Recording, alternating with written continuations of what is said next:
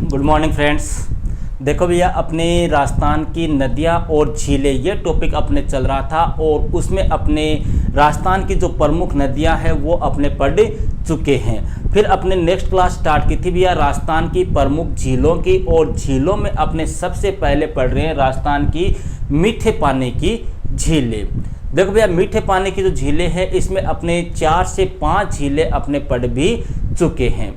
अपने राजसमंद है, जयसमंद है, पिछोला है, फतेह सागर है, इन झीलों की अपने चर्चा कर चुके हैं। आज अपने बात करेंगे भैया अपने अजमेर जिले की एक प्रसिद्ध झील जिसका नाम है पुष्कर झील। देखो भैया, पुष्कर झील जो है वो अपने अजमेर से लगभग 11 किलोमीटर दूरी पर स्थित है। ऐसा कहते हैं कि इस झील की जो आकृति है वो कैसी है, अर्धचंद्राकार है। इस प्रकार से होती है भैया अर्धचंद्राकार। इस झील की जो आकृति है वो कैसी है, अर्धचंद्राकार है, मतलब आधे चांद के समान है। और कहाँ पर है, अजमेर जिले में है। अजमेर से कितनी दूरी पर है भैया, 11 किलोमीटर की।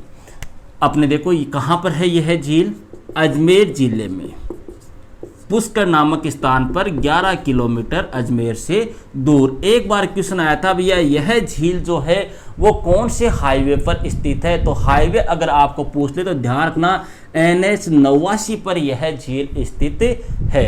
अब इस झील से संबंधित देखो भैया बहुत सारे क्वेश्चन अपने बनते हैं। इस झील से संबंधित कई क्वेश्चन आते हैं। इस झील को अपने 5वां तीर्थ कहा जाता है।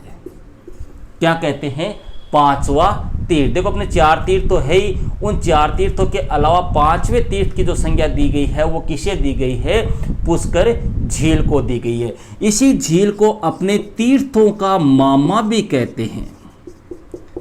एक तो है भैया तीर्थों का भांजा और एक है तीर्थों का मामा।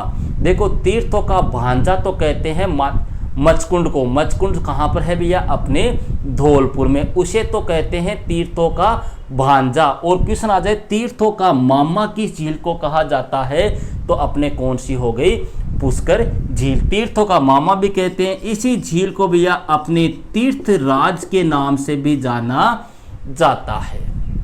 इसी झील को भैया अपने कोकण तीर्थ भी कहते हैं। ये कई उपनाम है अपने, कई बार सीधा किसा क्वेश्चन पूछ लेते हैं कि कौन सी झील को कोकण तीर्थ के नाम से जाना जाता है, तो ये आपको याद होने चाहिए। यह भैया अपने राजस्थान की बात करें तो राजस्थान की सबसे पवित्र झील है। ये सबसे पवित्र झील जो है वो कौन सी है, पुष्कर झील है।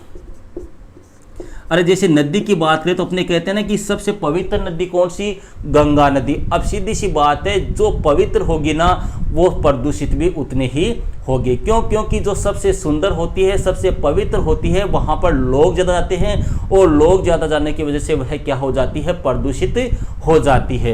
तो अपने पुष्कर झील जो है भैया वह सबसे पवित्र झील तो है ही। पवित्र झील होने के कारण यह राजस्थान की सबसे प्रदूषित झील भी है। ये तो हो गई भैया इसकी मोटी मोटी बातें। अब देखो इस झील का निर्माण किस प्रकार से हुआ था। देखो भैया इस झील के बारे में कई किंवदंतियां हैं। कुछ तो ऐसा कहते हैं कि जो वर्मा जी थे, भगवान वर्मा, इन वर्मा जी के हाथों से एक क्या गिरा था, पुष्प गिरा था। पुष्प का मतलब एक फूल गिरा था और वह फूल जिस स्थान पर गिरा उस स्थान पर कौन सी झील बन गई, पुष्कर झील बन गई। एक किंवदंती ऐसी है। दूसरी किंवदंती है भैया वो ये कहती है कि इस झील का निर्माण जो है वो पुष्करना ब्राह्मणों के द्वारा कराया गया था। कौन सी ब्राह्मण, पुष्करना ब्राह्मण। पुष्करना ब्राह्मणों के द्वारा इस झील का निर्माण करवाया गया, इस कारण से इसको पुष्कर झील भी कहा जाता है। देखो भैया अपने लास्ट क्लास हुई थी उसमें अपने बात की थी जयसमंद झील की। उसमें मैंने आपको बताया था कि यह राजस्थान की सबसे बड़ी मीठे पानी की कृत्रिम झील है। अगर कई बार मीठे पानी की कृत्रिम झील पूछे तो जयसमंद झील है। अगर क्वेश्चन सीधा सीधा आ जाए कि राजस्थान की सबसे बड़ी मीठे पानी की झील कौन सी है, तो ध्यान रखना आपको कौन सी करनी है, पुष्कर झील। राजस्थान की सबसे बड़ी मीठे पानी की झील जो है वो कौन सी है, पुष्कर झील है। या क्वेश्चन को ऐसे पूछ सकते हैं कि राजस्थान की सबसे बड़ी मीठे पानी की प्राकृतिक झील कौन सी है, तो कौन सी हो गई पुष्कर। कृत्रिम आ जाए तो कौन सी करनी है अपने को जयसमंद। अब देखो भैया इस झील की खास बातें क्या है। सबसे ज्यादा जो है वो इसी झील के किनारे क्या बने हुए हैं, मंदिर है। जितनी भी झीलें हैं भैया सबसे ज्यादा झील जो मंदिर है वो किस झील के किनारे हैं, इसी पुष्कर झील के किनारे है भैया। यहाँ पर जो पहला मंदिर बना है वह किसका है, ब्रह्मा जी का। इसी झील के किनारे अपने ब्रह्मा जी का एकमात्र मंदिर बना हुआ है। राजस्थान में ब्रह्मा जी का, या राजस्थान क्या भारत या विश्व कहीं भी मान लो आप, ब्रह्मा जी का एकमात्र जो मंदिर है वो किस झील के किनारे है, पुष्कर झील के किनारे। हालांकि इस प्रकार से अपने देखें तो ब्रह्मा जी के अपने राजस्थान में 2 मंदिर और है भैया। एक तो है अपने आसोतरा में और दूसरा अपने छिछ बांसवाड़ा में भी ब्रह्मा जी के मंदिर बने हुए हैं। लेकिन जो मेन मंदिर है वो ब्रह्मा जी का कहाँ पर है, पुष्कर झील के किनारे हैं। इन्हीं ब्रह्मा जी की पत्नी का नाम था भैया सावित्री। तो अपने ब्रह्मा जी की जो पत्नी है उस ब्रह्मा जी की पत्नी का मंदिर भी यहीं पर अपने पुष्कर झील के किनारे बना हुआ है, जिसे अपने सावित्री मंदिर के नाम से जाना जाता है। क्यों? क्योंकि ब्रह्मा जी की पत्नी का क्या नाम था, सावित्री था। और इन्हीं ब्रह्मा जी की पत्नी के नाम पर इस मंदिर का क्या नाम पड़ गया, सावित्री मंदिर। देखो भैया अभी कुछ दिनों पहले आपने पेपर में पढ़ा होगा कि राजस्थान का तीसरा रोपवे, कौन सा रोपवे, तीसरा रोपवे।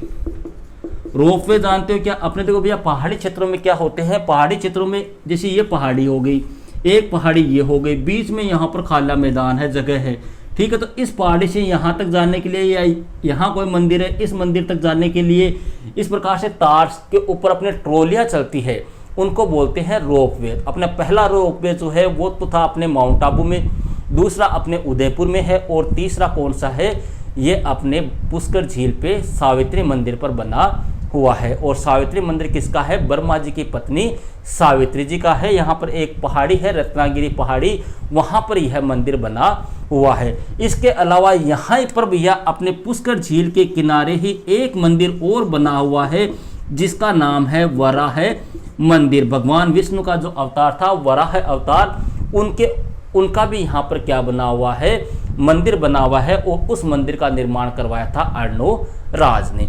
तो ये तो आपको मंदिर ध्यान रखना है। अब बात करते हैं इसकी आगे की बातें। सबसे मेन बात भैया, इस झील के किनारे पर घाट बने हुए हैं। घाट आप जानते हो सब, और उन घाटों की संख्या कितनी है, 52 है। तो 52 घाट जो है वो कहाँ पर बने हुए हैं, पुष्कर झील के किनारे बने हुए हैं। कई बार क्वेश्चन पूछा जाता है कि इन घाटों का निर्माण जो है वो किसने करवाया था, तो अपने मंडोर का शासक था भैया नाहर राव। मंडोर के शासक थे नाहर राव। इन्होंने पुष्कर झील के किनारे क्या करवाया, 52 घाटों का निर्माण करवाया, जहां पर मतलब पवित्र स्नान वगैरह किए जाते हैं। अब देखो हुआ क्या, ये 52 घाट तो यहां पर बने हुए हैं भैया। एक बार यहां पर क्या हुआ, ब्रिटिश महिला अधिकारी मैडम मेरी, क्या नाम था, 1911 ईस्वी में मैडम मेरी आई थी कहां पर, अपने पुष्कर झील के किनारे या पुष्कर झील पर घूमने के लिए आई थी। तो इसने देखा कि यहाँ पर जो स्त्री पुरुष वगैरह सभी स्नान जो है वो इन्हीं घाटों पर करते हैं, यहाँ पर महिलाओं के लिए कोई विशेष या अलग से कोई घाट नहीं है। तो इस मैडम मेरी ने भैया 1911 ईस्वी में यहाँ पर एक घाट का निर्माण करवाया था, और उस घाट का क्या नाम था, जनाना घाट। जनाना का मतलब अपने महिलाएं हो गई। तो यह घाट जो है वो किसके लिए बनाया गया था, केवल महिलाओं के लिए बनाया गया था। और इसी घाट पर भी अपने बाद में महात्मा गांधी की जो अस्थियां है उनका विसर्जन किया गया था। इस कारण से इसी घाट को बाद में या अपने वर्तमान समय में गांधी घाट के नाम से भी जाना जाता है। यहाँ तक क्लियर है। इसके अलावा भैया आगे अपने और बातें करें तो जितने भी अपने धार्मिक कार्य है, वो धार्मिक कार्यों का आयोजन भी जो है वो कहाँ पर हुआ था, इसी पुष्कर झील के किनारे हुआ था। जैसे बात करें अपने महाभारत और गीता, महाभारत और गीता जो है भैया वेद व्यास ने कहाँ पर लिखी थी, इसी पुष्कर झील के किनारे पर लिखी थी। इसके अलावा भैया अपने कौरव और जो पांडव थे उनका मिलन भी यहीं पर हुआ था। इसके अलावा विश्वामित्र जिन्होंने तपस्या की थी और उस तपस्या को मेनका ने भंग किया था, वह तपस्या भी कहाँ पर की थी, इसी पुष्कर झील के किनारे की थी और संपूर्ण विश्व का पहला यज्ञ जो है वो भी इसी पुष्कर झील के तट पर हुआ था। इसके अलावा अपने भगवान श्री राम जो थे उनके पिता थे दशरथ, उनका पिंडदान भी जो है वो इसी पुष्कर झील में हुआ था। अब एक मेन क्वेश्चन आपको और ध्यान रखना है, यहाँ पर भैया एक मेला लगता है पुष्कर मेला, वह कब लगता है उसको आपको ध्यान रखना है। पुष्कर मेला जो है प्रतिवर्ष कब लगता है? कार्तिक पूर्णिमा को। और कार्तिक पूर्णिमा कई बार ऑप्शन में ना हो तो कौन सा महीना देख लेना? नवंबर। एक बार क्वेश्चन आया था कि पुष्कर मेला कब लगता है, तो उसमें कार्तिक पूर्णिमा नहीं दी थी, अगले ने ऑप्शन में महीने दे दिए थे, जनवरी, फरवरी, अक्टूबर, नवंबर, इस प्रकार से। तो कार्तिक पूर्णिमा का मेला कब लगता है? नवंबर के महीने में लगता है। और ध्यान रखना भैया, यह अपने राजस्थान का सबसे रंगीन मेला है। क्वेश्चन पूछा हुआ है राजस्थान का सबसे रंगीन मेला कौन सा है? पुष्कर मेला। कब लगता है? कार्तिक पूर्णिमा को लगता है। और इस मेले की खास बात क्या है? इस मेले में सबसे ज्यादा विदेशी पर्यटक भाग लेते हैं। मतलब सबसे ज्यादा विदेशी लोग जो है वो कौन से मेले में आते हैं? इसी पुष्कर मेले में आते हैं। और इस मेले पर सबसे ज्यादा जो बिक्री की जाती है वह किसकी होती है? ऊंटों की होती है। ये थी भैया अपने कौन सी झील? पुष्कर झील। नेक्स्ट वीडियो में बात करेंगे अपने नेक्स्ट झील की। ओके भैया, दैट्स ऑल।